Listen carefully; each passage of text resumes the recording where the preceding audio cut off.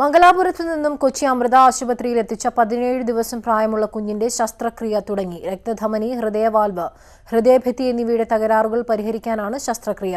6 മണിക്കൂർ നീണ്ടു നിൽക്കുമെന്ന് ഡോക്ടർമാരുടെ സംഘം അറിയിച്ചു. വിവരങ്ങളുമായി ശ്രീനാഥ് ചേരുകയാണ്. ശ്രീനാഥ്, പ്രാർത്ഥനയോടെ കേരളം കാത്തിരിക്കുകയാണ്. ആ കുഞ്ഞ് സുഖം പ്രാപിക്കുന്ന വിവരം അറിയാൻ ശസ്ത്രക്രിയ എപ്പോഴാണ് ആരംഭിച്ചത്?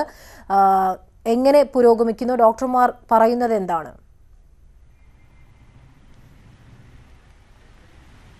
അമീന, ശസ്ത്രക്രിയ ഏതാണ്ട് 8:45 ആരംഭിച്ചിരിക്കുന്നത്. 6 മണിക്കൂർ നീണ്ടു നിൽക്കും എന്നാണ് ഡോക്ടർമാർ അറിയിച്ചിരിക്കുന്നത്.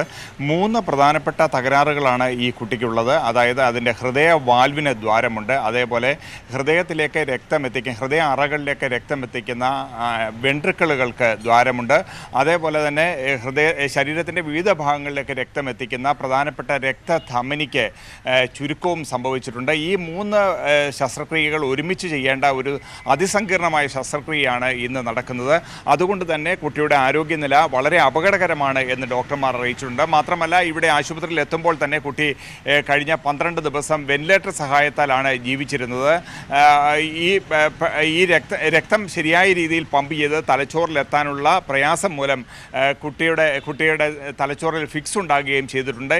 ഇതൊക്കെ തന്നെ ഈ ശസ്ത്രക്രിയയെ അതിസങ്കീർണമാക്കുന്നുണ്ട്. ഏതായാലും അമൃതയിൽ എത്തിച്ച കുഞ്ഞിന്റെ ശസ്ത്രക്രിയ ആരംഭിച്ചു കഴിഞ്ഞിരിക്കുകയാണ്.